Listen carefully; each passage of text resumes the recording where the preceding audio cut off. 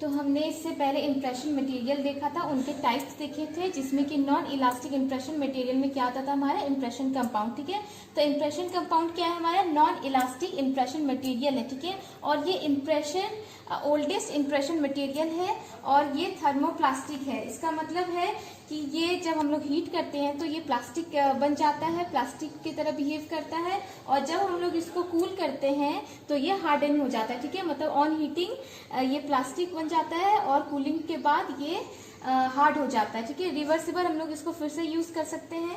Usage इसके देख लेते हैं। पहला है प्राइमरी इंप्रेशन इन ई डेंचुलस पेशेंट। ठीक है, प्राइमरी इंप्रेशन किस में हम लोग लेते हैं ई डेंचुलस पेशेंट। ई डेंचुलस मतलब पेशेंट विदाउट टीथ। ठीक है, जैसे कि ओल्ड पेशेंट्स होते हैं वो। ठीक है, दूसरा है हमारा in border moulding of special tray. जब हम लोग इंप्रेशन लेते हैं, ठीक है, तो जो इंप्रेशन कंपाउंड से हमने इंप्रेशन लिया तो उसके ऊपर हम लोग क्या करते हैं बॉर्डर मोल्डिंग करते हैं, तो उसके लिए ये यूज होता है। फिर सिंगल टूथ इंप्रेशन। ठीक है, जिसमें कि हम लोग एक कॉपर ट्यूब का यूज करते हैं और एक सिंगल टूथ का हम लोग इंप्रेशन लेते हैं। ठीक है, फिर फोर्थ है हमारा स्पेशल ट्रे बनाने के लिए हम लोग इसका यूज करते हैं। तो अब हम लोग बात करते हैं इसके आइडियल रिक्वायरमेंट की। ठीक है, सबसे पहले ये नॉन इंजीरियस होना चाहिए, नॉन टॉक्सिक होना चाहिए, नॉन इरिटेटिंग होना चाहिए, और इसमें कोई भी परमानेंट डिफॉर्मेशन नहीं होना चाहिए। कोहेसिव होना चाहिए, मतलब स्टिकिंग प्रॉपर्टी होनी चाहिए। इजिली ट्रिम्ड, मतलब हम लोग इसको इजिली ट्रिम कर सके, ऐसा होना चाहिए। ठीक है, तो ये है इसके आइडियल रिक्वायरमेंट। ठीक है, जो कि हम लोग को इंप्रेशन कंपाउंड में चाहिए। अब हम लोग देखते हैं टाइप्स क्या है इंप्रेशन कंपाउंड के। ठीक है, टाइप्स है इसके type 1 impression compound and type 2 which is tray compound. अब हम लोग बात करते हैं ट्यूब इम्प्रेशन के बारे में। ठीक है, ये ट्यूब इम्प्रेशन क्यों लिया जाता है, किसके लिए लिया जाता है, तो सिंगल टूथ इम्प्रेशन। जब हमें एक सिंगल टूथ का इम्प्रेशन चाहिए होता है तब हम लोग इस ट्यूब इम्प्रेशन प्रोसेस का यूज करते हैं। ठीक है, इसमें क्या होता है ट्यूब यूज होता है जो कि किसका बना होता है कॉपर का, तो यहाँ पे हमने कॉपर ट्यूब यूज करना है। ठीक है, इसमें हम लोग क्या करते हैं पहले हम लोग इम्प्रेशन कंपाउंड लिए, फिर उसको गर्म पानी में सॉफ्ट करा हमने। ठीक है, फिर उसको हमने कॉपर ट्यूब में डाल दिया। ठीक है, जब हमने कॉपर ट्यूब में डाल दिया तो हम लोग इस कॉपर ट्यूब को जिस टूथ का हमें इंप्रेशन लेना है उस पर हमने फिट कर दिया। ठीक है, उसके बाद हमने प्रेस किया, उसके बाद हमें क्या मिल गया एक सिंगल टूथ का इंप्रेशन। ठीक है, तो यहाँ पे यही है ट्यूब इंप्रेशन हमारा।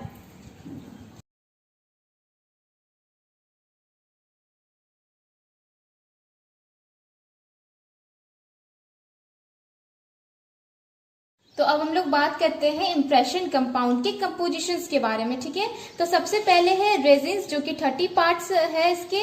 कोपल resin 30 parts, carnauba wax 10 parts, stearic acid 5 parts, talc 75 ये सबसे ज्यादा प्रेजेंट होता है। कलरिंग एजेंट प्रेजेंट होता है, फिलर्स, प्लास्टिसाइजर्स एंड गम। ठीक है, तो इसके हम लोग मेमोनिक्स देख लेते हैं। चीफ ने RCT PG में सीखा, इसमें जो कैपिटल लेटर में जितना कुछ है वो हमारा ये। ठीक है, तो ऐसे हम लोग देखेंगे यहाँ पे चीफ का C कोपल रेजिन। ठीक है, उसके बाद F बोले तो फिलर। ठीक है, फिर RCT में R resin, C carnauba wax, T talc, P for plasticiser, G gum and S for what stearic acid. तो ये था हमारा मेमोनिक्स जो कि इंप्रेशन कंपाउंड के लिए है, और ये हमारा कंपोजिशन। तो अब हम लोग देखते हैं इंप्रेशन कंपाउंड के प्रॉपर्टी। सबसे पहले हमारा बायोलॉजिकल प्रॉपर्टी। ठीक है, तो ये नॉन टॉक्सिक होता है, नॉन इरिटेंट होता है पेशेंट के माउथ में। ठीक है, दूसरा हमारा रियोलॉजिकल प्रॉपर्टी, इसकी विस्कोसिटी ज्यादा होती है, मतलब इसकी जो फ्लो है वो सही नहीं होती है। ठीक है, उसके बाद है हमारा म्यूको कंप्रेसिव इन नेचर। ये क्या इंप्रेशन कंपाउंड जो होता है वो म्यूको कंप्रेसिव होता है इन नेचर में, मतलब कि म्यूको मीन्स म्यूकस और कंप्रेसिव मीन्स कंप्रेशन, मतलब कि ये क्या करता है कंप्रेस कर देता है म्यूकस मेम्ब्रेन को। ठीक है, उसके बाद है हमारा फ्लो। जब टेम्परेचर इंक्रीज हम लोग करते हैं तो इसकी फ्लो भी इंक्रीज हो जाती है, और जब हम लोग टेम्परेचर डिक्रीज करते हैं तो इसकी फ्लो डिक्रीज हो जाती है। ठीक है, means temperature is what proportional to flow. ठीक है, उसके बाद हम लोग देखते हैं इसका थर्मल प्रॉपर्टी। फ्यूजन टेम्परेचर है इसका 43 to 50 degree Celsius. Fusion temperature means degree at which substance melt. ठीक है, वो डिग्री जिसमें कि सब्सटेंस जो है जिस टाइम सब्सटेंस मेल्ट करना शुरू हो जाता है। उसके बाद ये पुअर कंडक्टर ऑफ हीट है। क्यों? क्योंकि ये क्या होता है बाहर जो आउटर पार्ट है वो पहले सॉफ्टन हो जाता है और अंदर का पार्ट बाद में, इस वजह से ये पुअर कंडक्टर ऑफ हीट है। उसके बाद है डायमेंशनल स्टेबिलिटी, ये अनस्टेबल है। ठीक है, ये कोई भी मैकेनिकल स्ट्रेस जो है वो बियर नहीं कर सकता है, इसलिए ये अनस्टेबल है।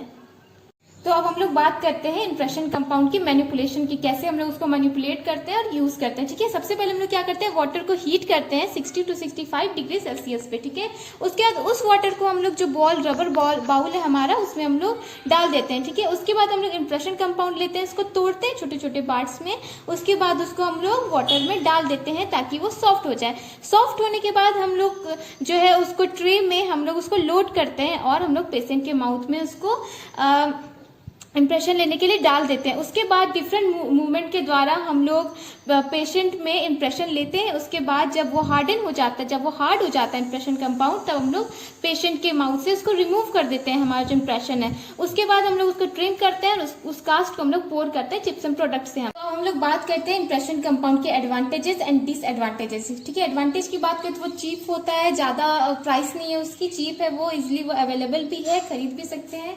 दूसरा ये कि वो रिवर्सिबल है, अगर कोई डिस्टॉर्शन हो जाता है या फिर कोई भी खराबी हो जाती है इंप्रेशन में, तो हम लोग उसको फिर से उसको यूज कर सकते हैं। ठीक है, उसके बाद ये इरिटेशन कॉज नहीं करता है, टॉक्सिसिटी कॉज नहीं करता है पेशेंट में।